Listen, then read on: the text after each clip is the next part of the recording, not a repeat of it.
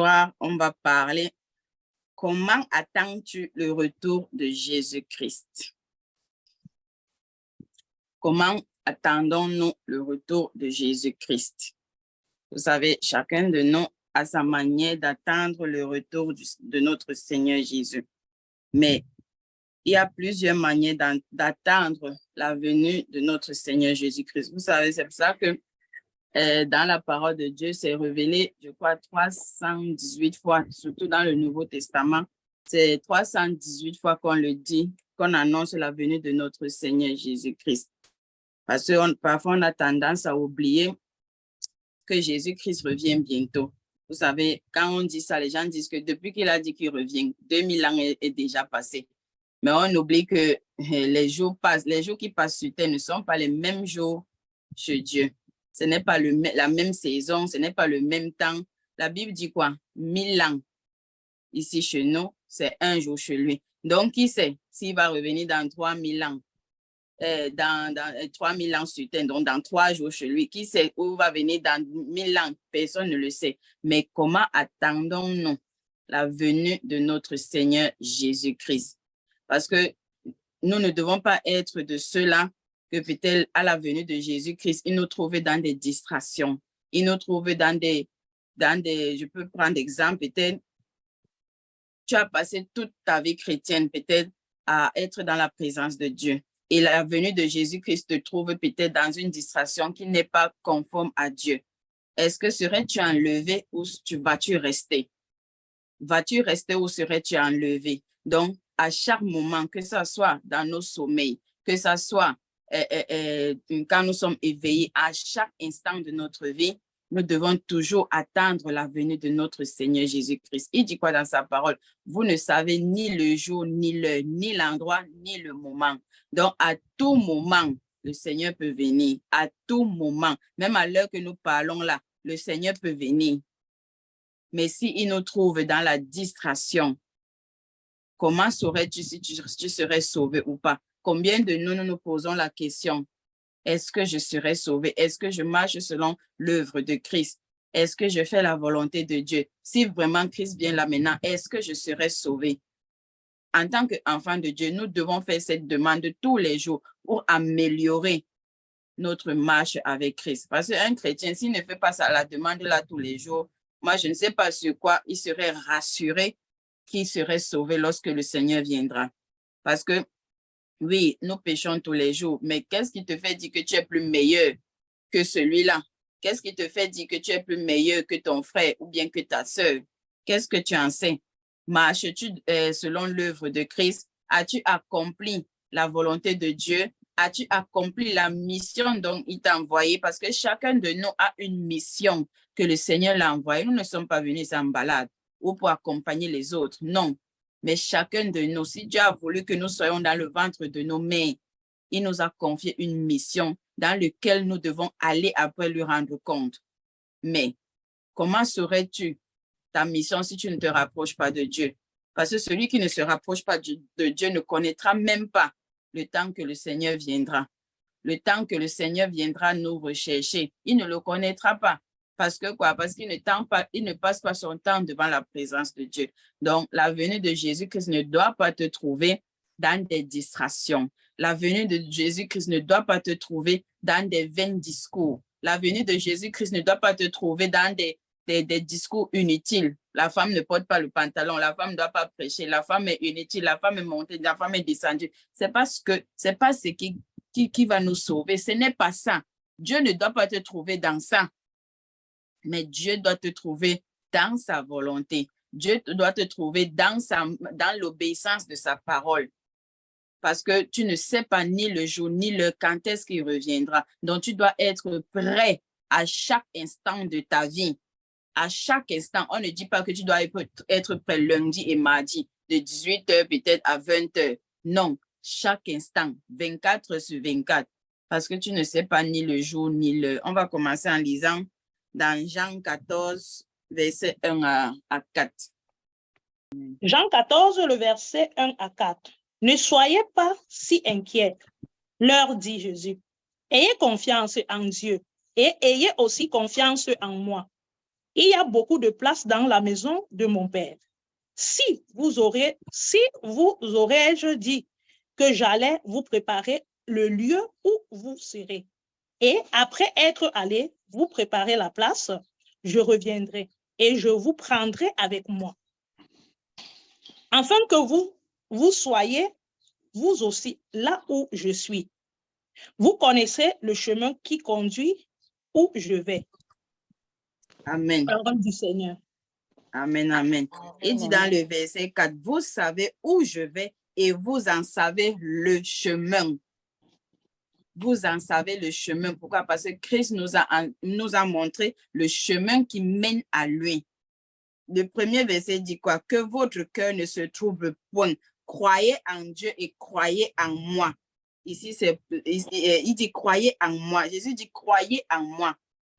Il y a plusieurs demeures dans la maison de mon Père. S'il n'y avait pas plusieurs demeures dans la maison de son Père, Jésus n'allait pas venir nous dire ça.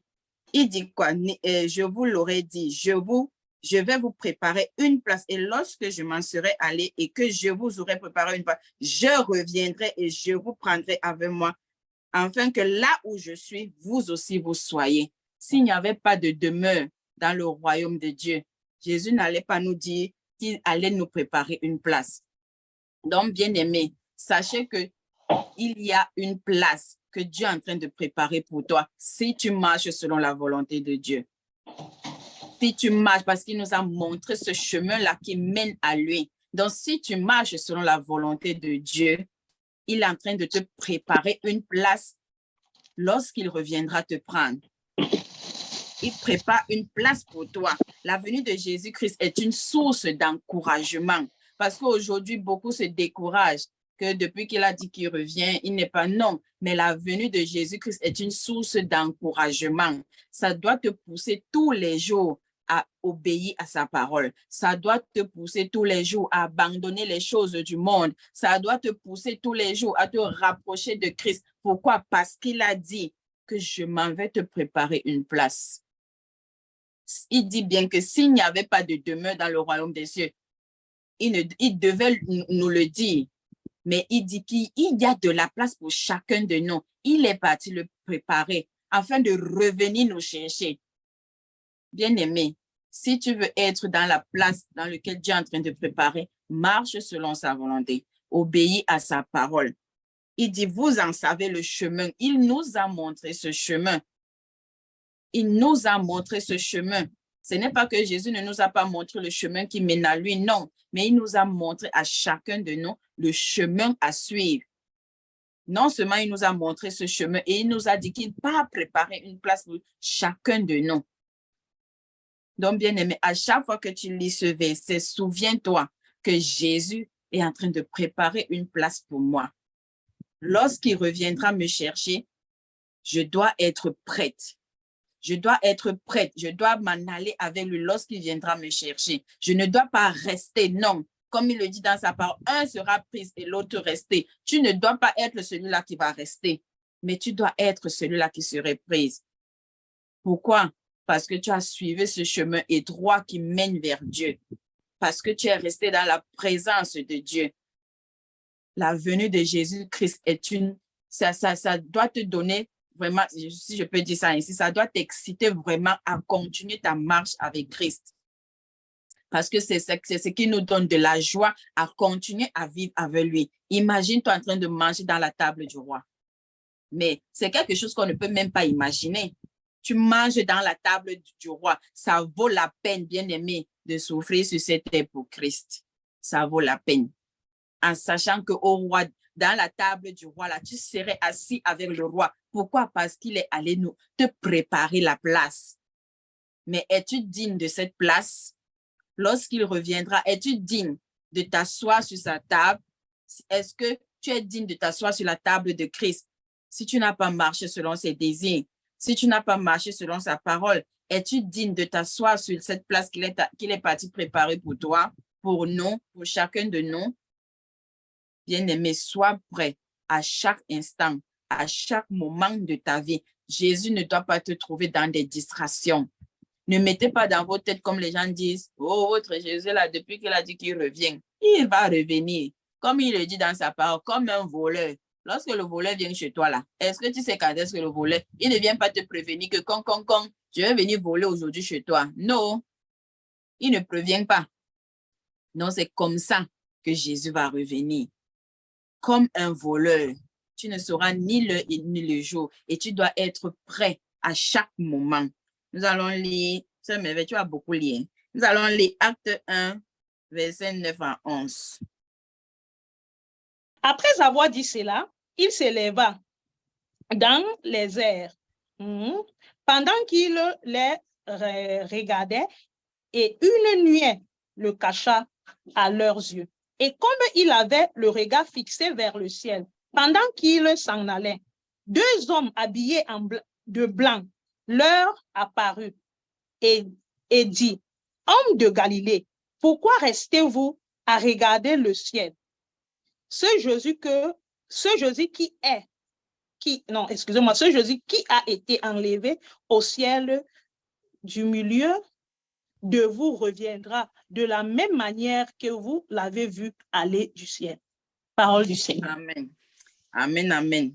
Il dit ici, et comme ils avaient les regards fixés vers le ciel, pendant que Jésus montait au ciel, ses disciples avaient des regards fixés vers le ciel, et deux hommes les apparurent. Il dit, comme vous le voyez monter, c'est comme ça qu'il reviendra. Bien aimé, Jésus ne sera pas, on ne va pas te dire que non, nous tous, nous le verrons revenir. Mais est-ce que parfois on s'assoit comme ça, on imagine, seulement le fait d'imaginer ce merveilleux jour, comme les gens ont souvent l'habitude de dire lorsqu'ils se marient, c'est le plus beau jour de ma vie. Oh, c'est le plus beau jour de ma vie là. Ça serait lorsque Jésus reviendra. Ça serait le plus beau jour de ma vie. Pourquoi? Parce que j'irai dans la demeure de l'Éternel. Regardez lorsque les disciples voyaient Christ monter au ciel. Mais les anges les ont dit quoi? Quand vous le voyez monter là, c'est comme ça qu'il va revenir. Il est parti préparer la place pour chacun de nous. Il n'est pas allé monter au ciel pour faire la fête, mais il est parti préparer une place pour chacun de nous. Comme on l'a lu dans Jean tout à l'heure, préparer la place pour chacun de nous. Sommes-nous dignes alors de cette place?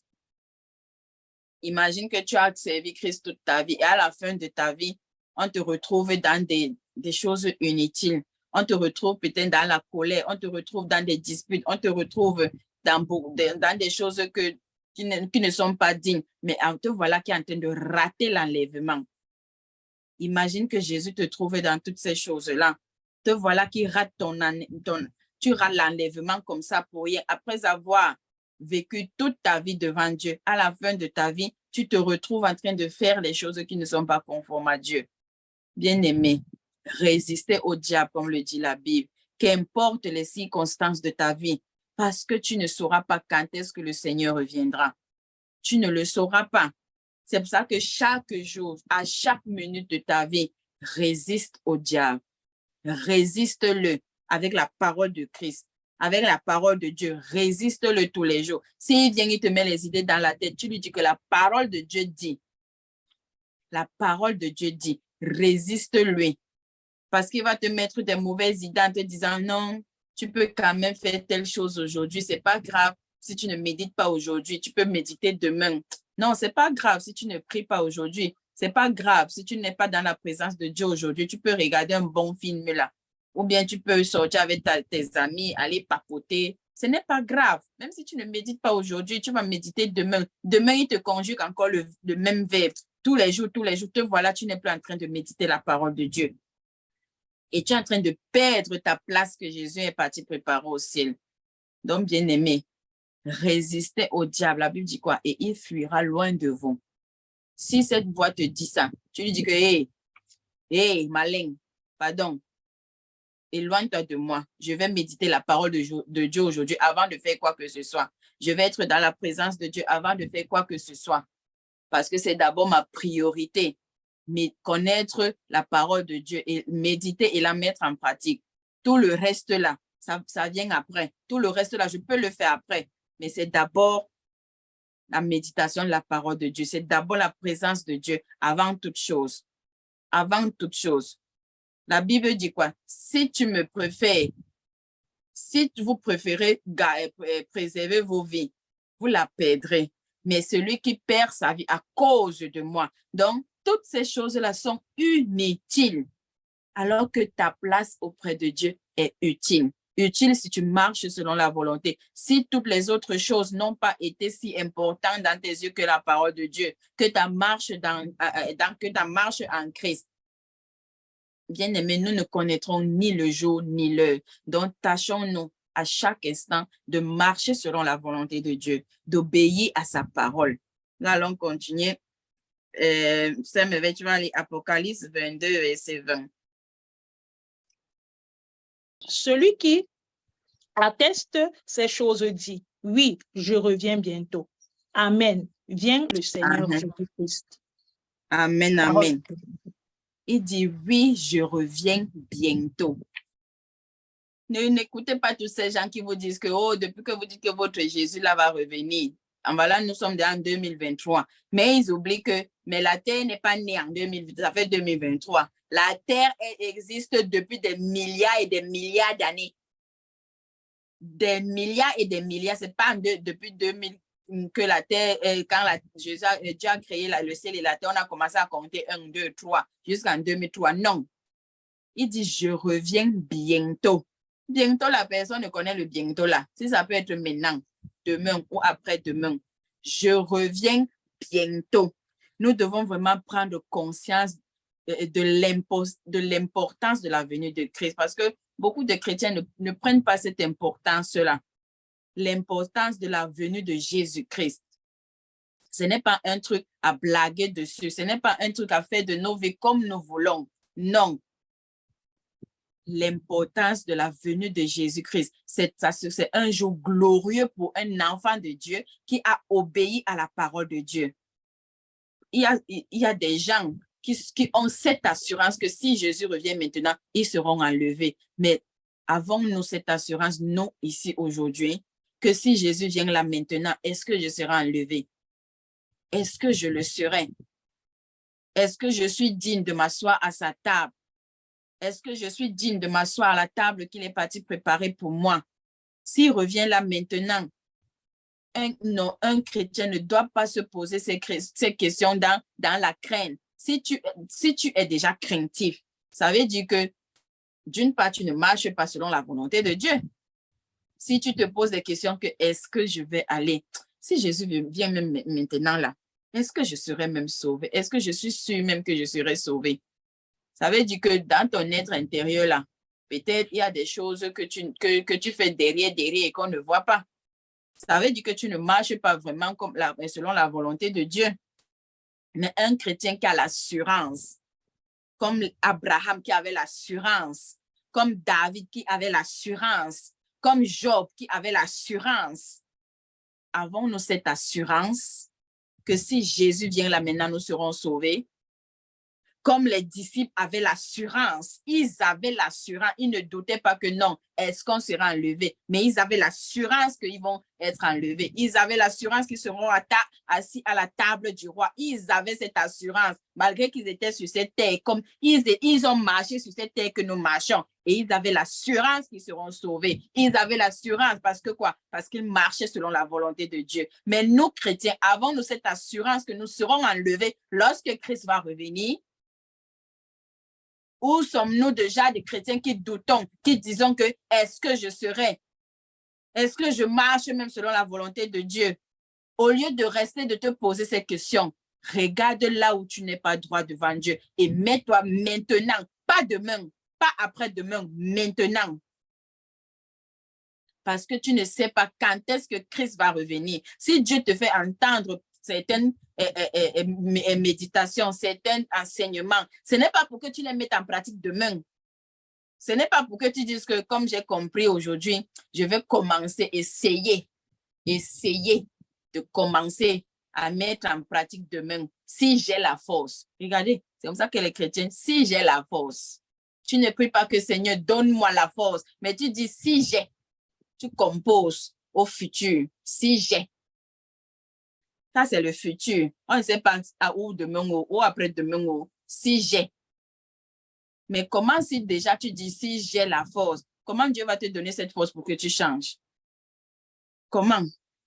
Dieu donne la force, la volonté à celui-là qui veut changer maintenant. Oui, je ne dis pas que tu vas changer du jour au lendemain, mais déjà quand tu as cette volonté-là, Dieu commence à te le donner maintenant, à l'instant. Et tu vas voir que dès le matin, tu vas voir que cette chose-là va commencer à te dégoûter. Moi, je parle par exemple, j'ai fumé. Moi, j'ai fumé, vous ne pouvez même pas imaginer ce que moi j'ai fumé dans ma vie. Mais du jour au lendemain, après-demain, là, j'ai stoppé. Hein.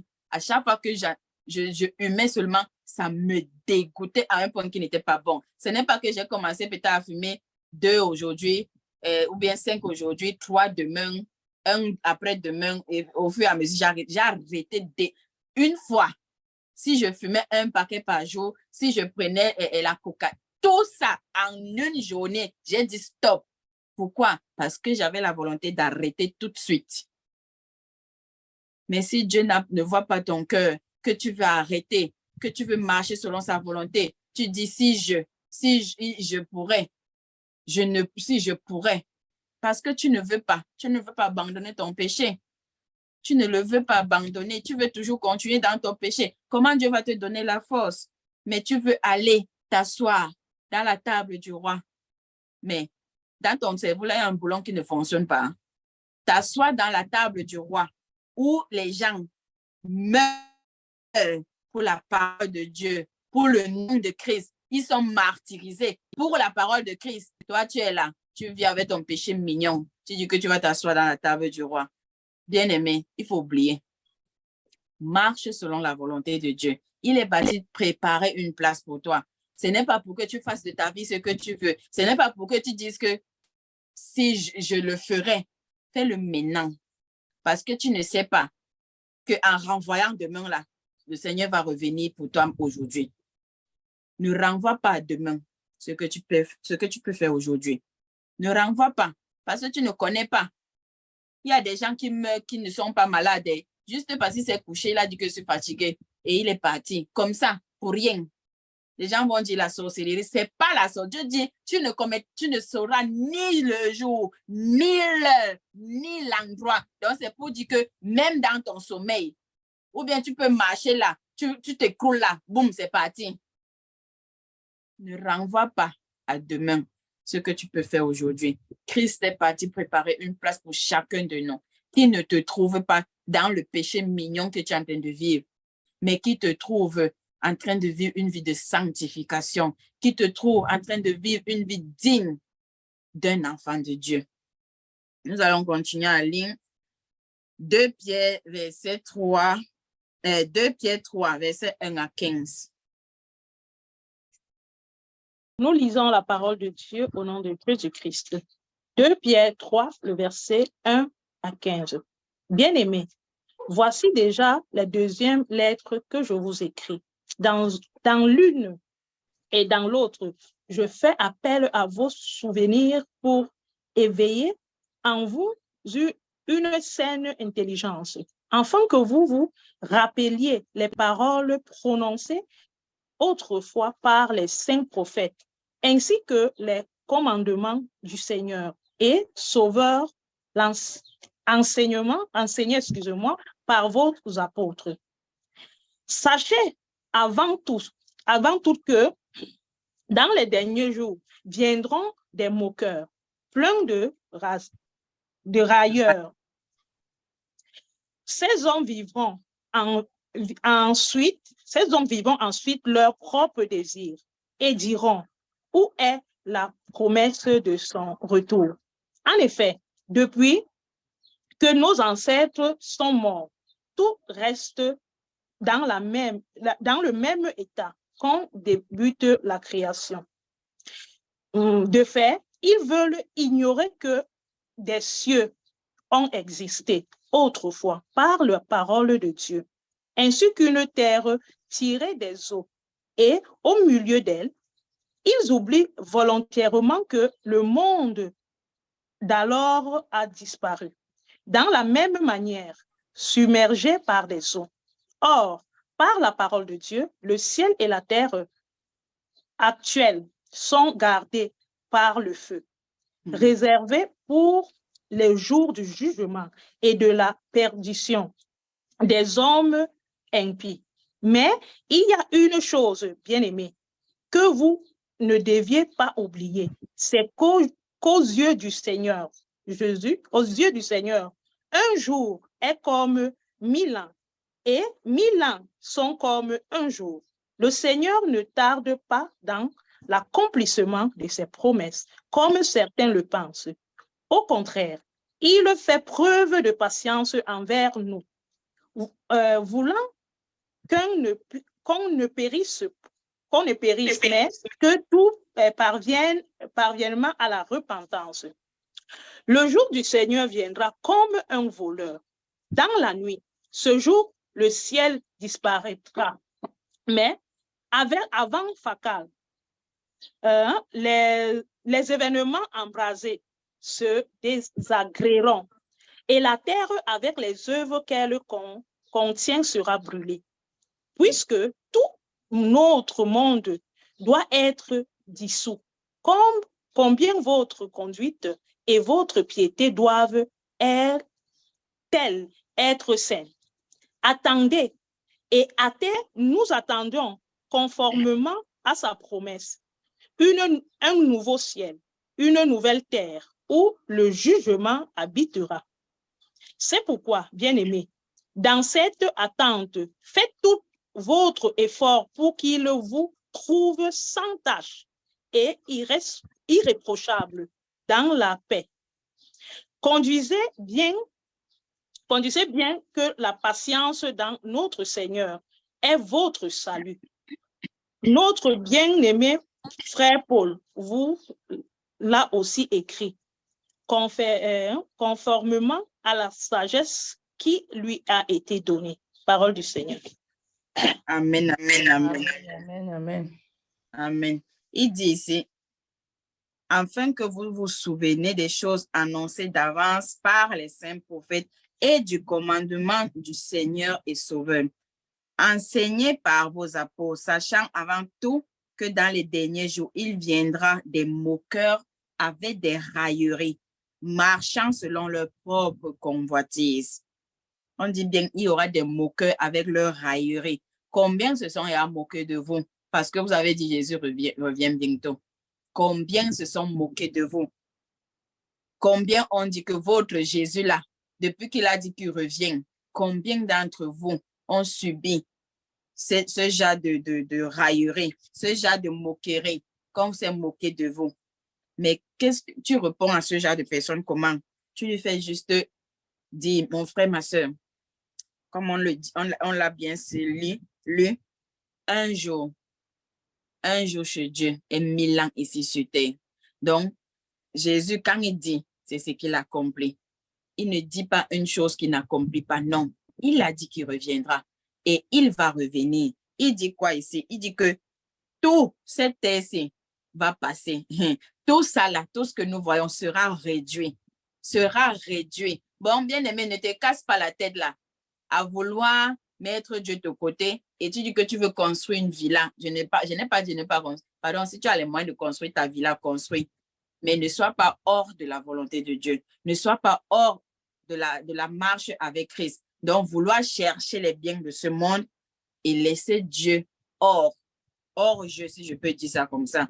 Parce que si tu laisses Dieu hors, là, c'est catastrophe. Parce que quoi, ce monde-ci ne sera plus. Lorsque Jésus-Christ reviendra, tout ne sera plus comme nous le voyons là. Les choses vont changer. Est-ce que ta villa va te sauver? Est-ce que ton compte en banque va te sauver? Est-ce que tes amis qui te faisaient te distraire avec les choses inutiles, est-ce qu'ils seront là pour dire que, est-ce qu'ils seront là pour te sauver? Personne. Chacun de nous sera face. Parce que lorsque Jésus va revenir, il ne va pas demander l'avis que, est-ce que je peux enlever la sœur Agnès? Est-ce que je peux enlever papa David? Non. Vu qu'il connaît nos cœurs plus que nous-mêmes, il va enlever chacun de nous sans demander la volonté de qui que ce soit. Il va enlever chacun de nous sans demander la volonté de nos parents. Tu ne sauras même pas si ton parent a été enlevé, ou ton fils a été enlevé, ou ton mari ou ta femme a été enlevé. Tu ne le sauras même pas. Parce que ce jour-là va être vous, comme ça, là, comme nous voyons souvent dans les films ou dans les églises, dans les trucs d'enlèvement. Tu vois, vous, les gens ont disparu. Tu ne sauras même pas à quel instant, à quelle minute les gens ont disparu. Tu ne le sauras même pas. Donc, bien aimé, là, c'est pour ça que la Bible nous dit, soyons toujours prêts. Il dit ici, le jour du Seigneur viendra comme un voleur, comme je l'ai dit tout à l'heure. En ce jour, les cieux passeront avec fracas. On dit bien avec fracas. Bon, en une fraction de seconde, les cieux passeront. Les événements embrasés se dissoudront. Et la terre, avec les œuvres qu'elle renferme, sera consumée. On dit bien que ça sera consumé. Oh. On n'a pas dit que, comme vos témoins, Jéhovah vous dit souvent là que, oh, en voilà ma maison, il voit la maison blanche, il dit ça sera ma maison. Tout ça serait consumé. Oh. Maison blanche, oh, la maison de billard, oh, tout ça serait consumé. Donc, ne t'attarde pas, bien-aimé, à construire ta vie terrestre et à laisser ta vie céleste. Est-ce que parfois tu t'assois, tu dis que, hey, maman, je m'imagine m'asseoir sur la table de mon roi, en train de manger avec mon roi. Il est en train de me servir. Je mange avec mon roi. Mais en pensant seulement ça, mais tu vas regarder les choses de cette terre comme inutiles. Comme l'a dit Salomon, vanité. Tu vas regarder les choses de cette terre, vanité. Parce que ce qui t'attend au ciel là, ce n'est pas comparable. Il dit bien, il va consommer tout ce qui est sur cette terre. Puisque toutes ces choses doivent se dissoudre, qu'elles ne doivent pas être la sainteté de votre conduite et votre piété. Il dit quoi dans le verset 14? C'est pourquoi, bien-aimés, attendez ces choses. Appliquez-vous à être trouvés par lui sans tache et irrépréhensible. Il dit bien sans tâche. Donc, Dieu ne doit pas vous trouver sans. Il ne doit pas vous trouver avec une tâche dans votre vie. Il dit irrépréhensible dans la paix. Il n'a pas dit dans la colère. Il a dit dans la paix. Il doit nous trouver sans tâche, irrépréhensible, en paix. On n'a pas cité la colère dedans. Lave ta robe chaque jour, à chaque instant dans le sang de Jésus, afin que lorsqu'il va revenir, qu'il ne te trouve pas sale. Parce que s'il te trouve sale, tu ne serais pas enlevé. Oh. Et la deuxième, lorsque tout le monde sera enlevé, là, si tu restes, tu connais les catastrophes qui seront. Donc, bien-aimé, tâche-toi que la venue de Jésus-Christ ne te trouve pas dans la saleté, que ça ne te trouve pas dans la colère, mais que ça te trouve sans tâche, irrépréhensible et dans la paix. Nous allons continuer en ligne. C'est un merveille 2 Thessaloniciens 2, versets 1 à 8. Le verset 1 à 8, c'est ça, non? Oui. OK. En ce qui concerne le retour de notre Seigneur Jésus-Christ et notre rassemblement auprès de lui, nous vous demandons, frères et sœurs, ne vous laissez pas facilement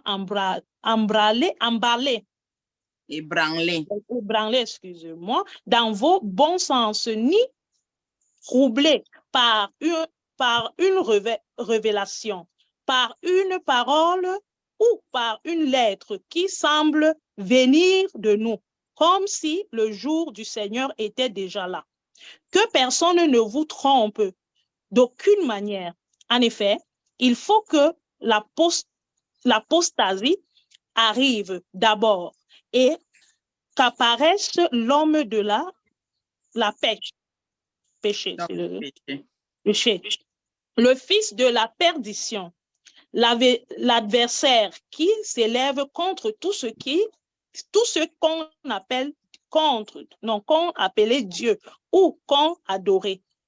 Il va jusqu'à s'asseoir comme Dieu dans le temple de Dieu en se proclamant lui-même Dieu.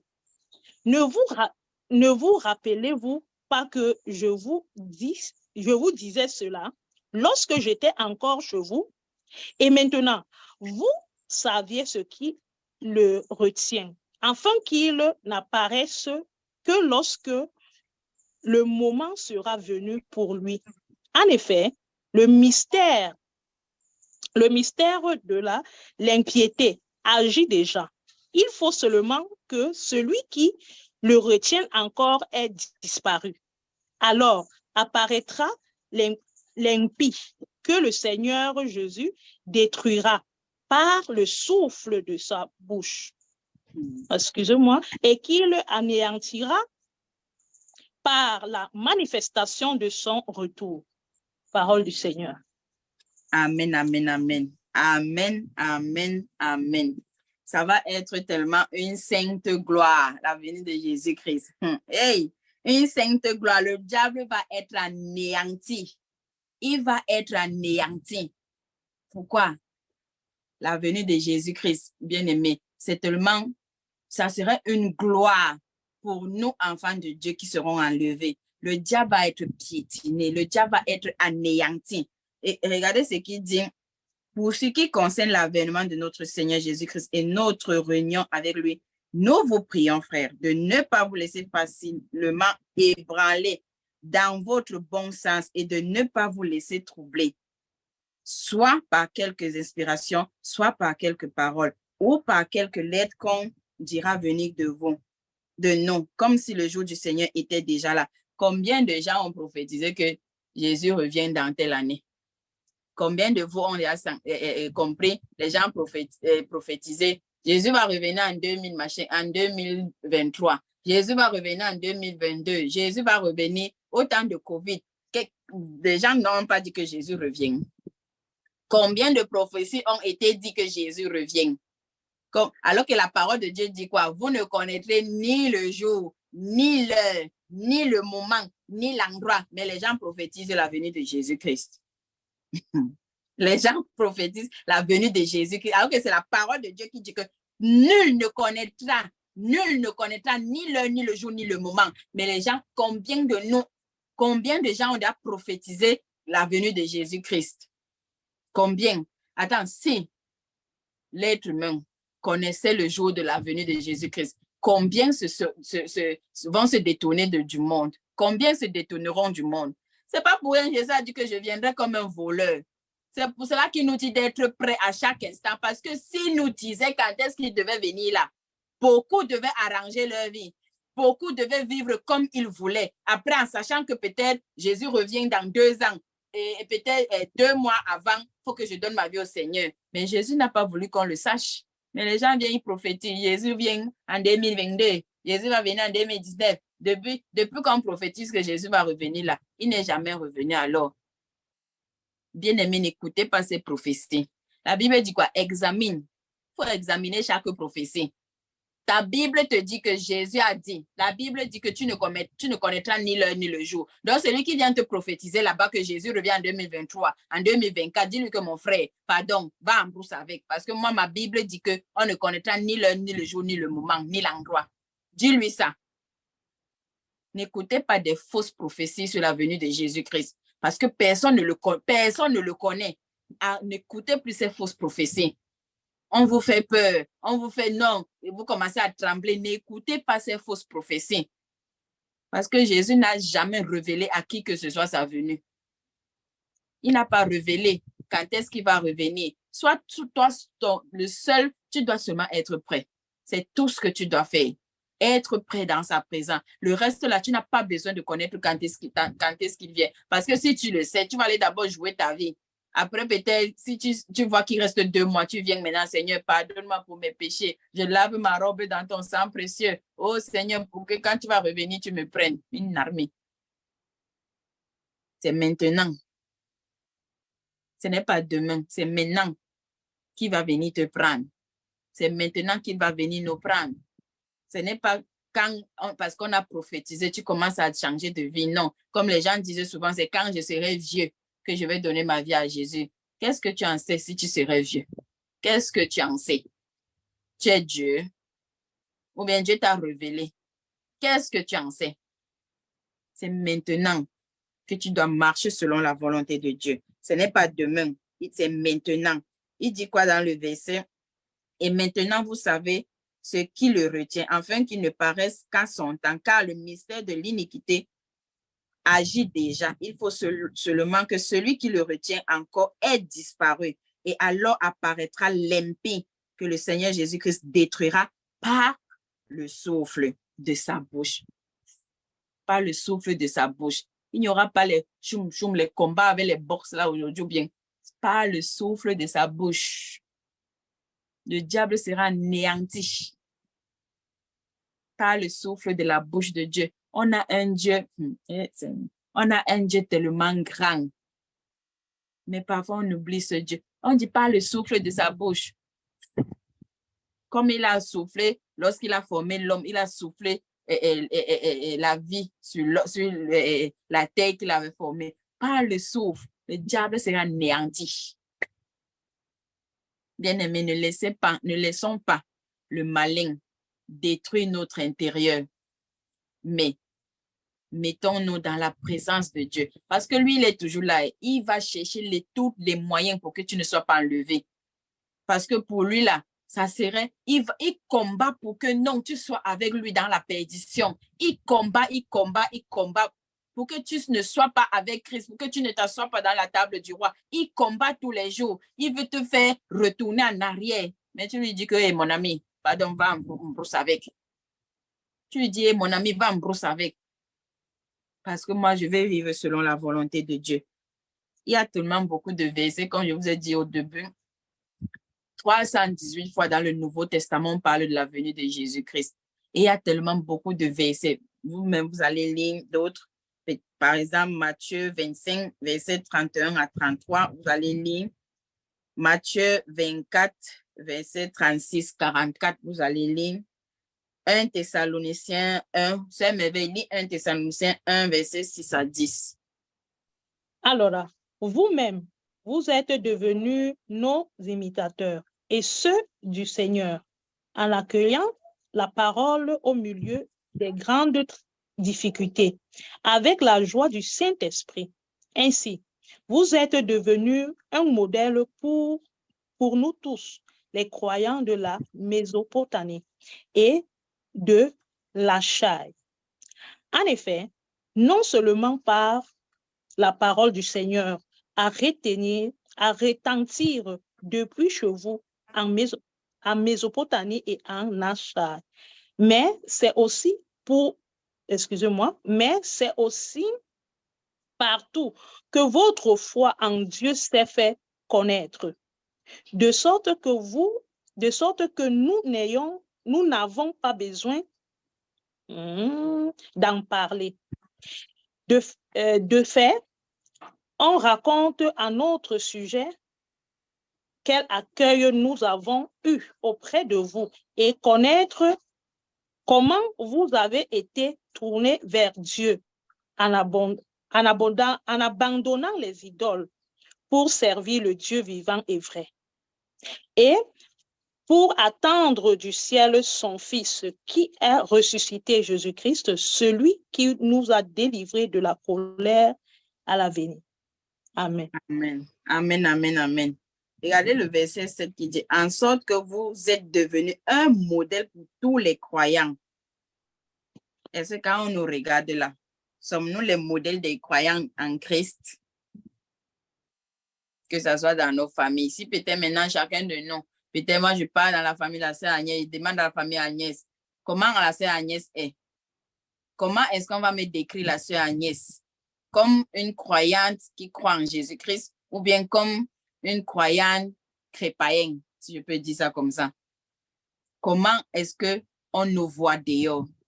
Parce que ça, comme nous l'avons lu hier, dans la vie de Ruth, on est venu rapporter à Boaz ce que Ruth avait fait à cause de sa bonté, à cause de son amour pour Naomi. Boaz lui a aussi fait du bien. Mais qu'est-ce que les autres disent de nous en tant qu'enfants de Dieu? Parce que ça compte aussi dans la vie d'un enfant de Dieu. Hein? Qu'est-ce que les gens disent de nous? Qu'est-ce que les gens racontent de nous? Bien-aimés, la marche en Christ n'est pas seulement dans le cœur, mais c'est dans le comportement, dans le langage, dans la façon de parler, dans toutes choses. C'est ça la marche chrétienne. Ne soyons pas ces gens-là qui disent Jésus c'est dans le cœur, Dieu c'est dans le cœur, donc je fais de ma vie ce que je veux. Parce que si c'était ça, même Dieu va dire que ok, comme tu es dans je suis dans ton cœur, moi, je vais seulement lever mes enfants qui ont manifesté mon amour envers les autres. Je les enlève eux. Toi, reste avec moi dans ton cœur là-bas pour vivre une deuxième vie, là où il y aura les grincements dedans là. Comme ça, tu vas voir si Dieu c'est seulement dans le cœur. Dieu n'est pas dans le cœur, mais Dieu est dans tout ce que nous faisons, dans ton langage, dans ta manière de parler, dans ta manière de marcher, dans ta manière de regarder, dans ta manière d'agir, dans toutes choses. Dans toutes choses. Il n'y a pas une chose où tu vas dire que tu vas faire comme le monde ou bien tu vas faire ce que tu veux. Non. Mais un enfant de Dieu, qualifié enfant de Dieu, c'est sur toutes choses. Comme je l'ai dit, le retour du Seigneur est un jour de repos. Ceux qui sont en Christ savent qu'ils vont se reposer. Le retour de Jésus, c'est un repos parce que ici sur la terre, nous sommes au travail. Nous ne sommes pas venus nous reposer sur la terre. C'est ce que beaucoup de chrétiens ne savent pas. On n'est pas venu ici nous balader ou nous reposer. Non, on est venu travailler. Christ est venu travailler. Il a fini son travail. Il est retourné dans sa maison. C'est la même chose en tant que ses enfants. Il nous a envoyé travailler. Parce que lorsqu'il va revenir nous chercher, nous allons entrer dans son repos. Donc la venue de Jésus-Christ pour un chrétien, ça doit être un moment glorieux parce que tu vas rentrer dans ta maison, tu vas rentrer dans le repos éternel. Pas le repos de cette terre que tu te reposes 2 minutes, 3 minutes, après tu dois encore te lever aller au travail. Non, mais ça sera le repos éternel. Bien-aimés, est-ce que nous mesurons la venue de Jésus-Christ? Ça sera un repos éternel, pas un repos de quelques instants. Pas un repos de quelques instants. Non, il vient aussi punir tous ceux-là qui n'ont pas cru. Et ils seront loin de la face de Dieu. Jésus ne va pas seulement venir pour enlever ceux qui ont marché avec lui, mais pour punir aussi ceux qui n'ont pas cru en sa parole. C'est pour ça qu'il dit souvent que les gens qui disent là que moi je suis athée là, il n'y a pas d'athée. Hein. Où tu crois? Si tu ne crois pas en Dieu, ça veut dire que tu crois en l'autre. Il n'y a pas d'athée. Et il viendra non seulement enlever ses enfants, mais il viendra aussi punir ceux-là qui n'ont pas marché selon sa volonté.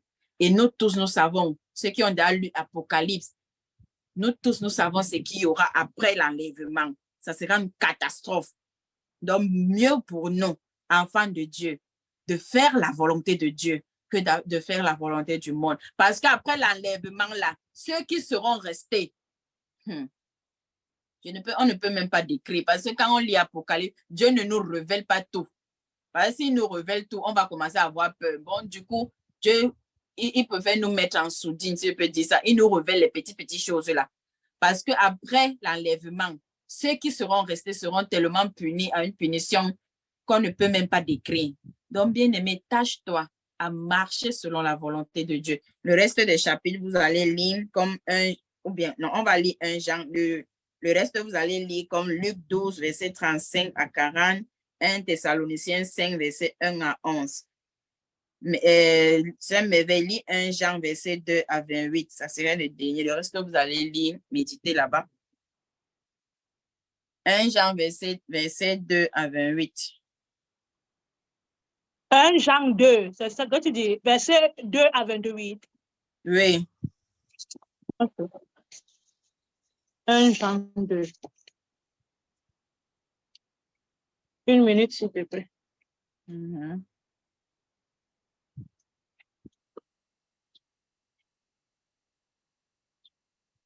Jean 2, verset 2 à 28. Nous lisons la parole de Dieu. Et comme des enfants nouveau-nés désirent le lait pur. Maintenant, petit enfant, demeurez en lui. Ainsi, nous aurions de l'assurance lorsqu'il apparaîtra. Nous n'aurons pas de honte d'être loin de lui lors de son retour. Parole du Seigneur. Amen. Oh, amen. Il dit maintenant, petits enfants, demeurez en lui, afin que lorsqu'il apparaîtra, nous ayons de l'assurance. Et quand son avènement, nous ne soyons pas confus et éloignés de lui. Donc, bien-aimé, la venue de Jésus-Christ doit être une assurance pour toi. doit être une assurance et une joie pour toi parce que tu vas demeurer dans le repos de notre Seigneur Jésus-Christ. Tu n'auras plus à travailler. Pourquoi? Parce que tu as fait la mission dont Dieu t'avait envoyé faire sur la terre et tu l'as accompli avec succès. Tu n'auras plus à te démerder à gauche et à droite. Tu serais assis à la table du roi. Il te servira et tu mangeras avec lui. Bien aimé, ça, c'est de l'assurance. Quand un chrétien pense à ça, mais ça lui donne le dégoût du monde.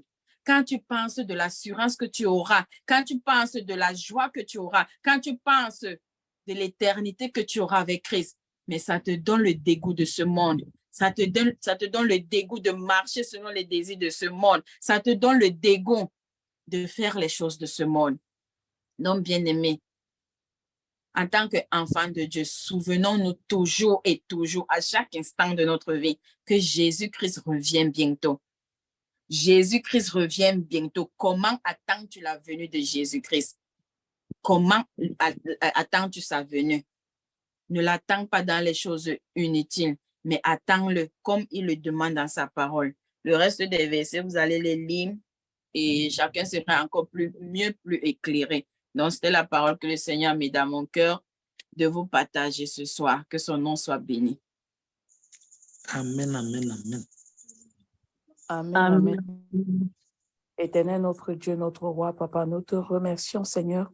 Merci encore, Père éternel, pour ce message, au Seigneur, que tu nous as révélé. Merci pour ta servante, Seigneur, que tu continues à la bénir. Père éternel, nous bénissons ce message afin qu'il tombe, Seigneur, sur des terres, Père éternel, fertile, Seigneur, que ce message vienne transformer quelqu'un, que ce message, au Seigneur, vienne transformer quelqu'un qui va prendre des nouvelles résolutions sur sa vie, Père éternel, pour être prêt, Seigneur, pour être prêt le jour de ta venue. Que nous ne soyons pas, ô Père éternel, comme les vierges folles, Seigneur, mais que nous soyons comme des vierges sages qui avaient de l'huile dans leur lampe. Que nous soyons ces chrétiens-là, Père éternel, qui mettent de l'huile chaque jour dans leur lampe. Ô Seigneur, aide-nous, Père éternel, parce que de nous-mêmes, ô Seigneur, nous ne pouvons pas. Que ce message, ô Père éternel, soit béni et qu'il aille, Seigneur, transformer des vies au nom de Jésus-Christ. Amen. Amen.